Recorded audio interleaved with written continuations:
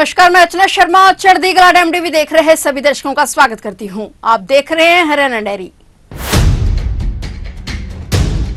हरियाणा के मुख्यमंत्री नायब सिंह सैनी ने कहा कि श्री गुरु गोविंद सिंह जी महाराज ने 13 अप्रैल 1699 को खालसा पंथ की स्थापना करके लोगों में साहस और बलिदान के साथ जीने की भावना पैदा की। उन्होंने वीरता और वीर भावना को आध्यात्मिक सोच के साथ जोड़कर समाज को एक नई दिशा दी। मुख्यमंत्री नायब सिंह सैनी ने हाल ही में गुरुग्राम के साउथ सिटी 1 स्थित गुरुद्वारा साहिब में माथा टेका और साध संगत को संबोधित करते हुए कहा कि खालसा पंथ की नींव रखते हुए समय श्री गुरु गोविंद सिंह जी महाराज ने देश की 5 अलग अलग जातियों और 5 अलग अलग क्षेत्रों से 5 प्यारों को शामिल किया था। फिर उन्होंने सभी को एक ही बर्तन से अमृत पिलाकर भेदभाव को समाप्त किया। इस दौरान मुख्यमंत्री ने इतिहास की कई घटनाओं का जिक्र करते हुए अमृतसर के जलियांवाला बाग में हुए हत्याकांड पर भी बात की। मुख्यमंत्री ने कहा कि प्रधानमंत्री नरेंद्र मोदी के नेतृत्व में भारत सरकार ने करतारपुर कॉरिडोर का निर्माण किया ताकि सिख समुदाय पाकिस्तान में करतारपुर साहिब गुरुद्वारा जा सके और जहां गुरु नानक देव जी ने अपने जीवन का एक बड़ा हिस्सा बिताया था। मुख्यमंत्री ने कहा कि प्रधानमंत्री नरेंद्र मोदी के प्रयासों के परिणाम स्वरूप आज हेमकुंड साहिब जैसे गुरुद्वारों के दर्शन करना बहुत आसान हो गया है।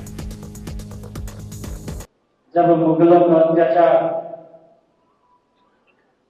देश के लोगों के ऊपर बढ़ रहा था, देश में धर्म परिवर्तन गति से हो रहा था, उस अत्याचार को रोकने के लिए गुरु गोविंद सिंह जी ने खालसा पंथ की स्थापना की।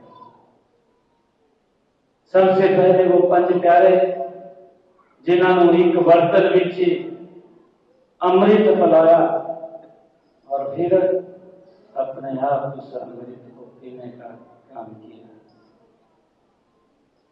हम सब एक जात पात से ऊपर उठ करके एक भाव में सोचते हैं, एक भाव में चलते हैं। और 13 अप्रैल 1919 को एक और मुगलों से बड़ी घटना, जलियांवाला बाग, जहां पर निहत्थे थे लोग बैठ करके अपनी बातचीत कर रहे थे, उस क्रूर अंग्रेजों के शासन ने उनको गोलियों से भून दिया। वो भी एक बड़ी घटना। मैं आज इस दिन पे उन्होंने भी याद करता, नमन करता। हमारे लिए बड़ी खुशी की गल है कि लगातार सिक्खी पंथ को आगे बढ़ाने में हरियाणा सरकार निरंतर गति से काम कर रही है। मेरे लिए ये भी खुशी की गल है कि हमने कुरुक्षेत्र के बीच सिख म्यूजियम बनाने 4 एकड़ जगह को हम चिन्हित कर रहे हैं ताकि हम सिख समाज की उस यादें और समृद्धियां वहां पर हम सब उसको याद कर सके, उस इतिहास को देख सके, आने वाली पीढ़ियों को उसका लाभ मिले कि हमारे गुरुओं ने जो बलिदान, जो कुर्बानियां दी हैं, उसको हम अपने सपनों में संजो करके रखें।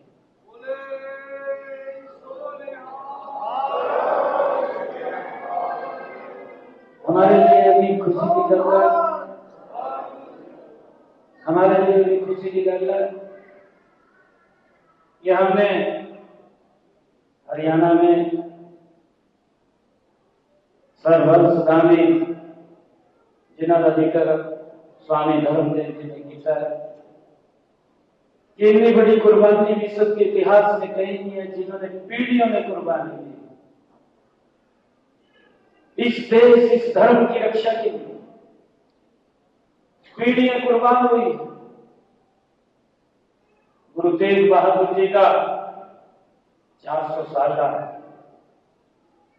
उस लाल किले इस देश के सच्चे प्रधानमंत्री जी ने हमें वहां मनाने का मौका दिया कि जिस स्थान से बैठ करके गुरु तेग बहादुर जी के लिए फरमान जारी किया, शीश उतार दिया जाए, उस स्थान के ऊपर हमने उस गुरु तेग बहादुर जी की याद को संजोया।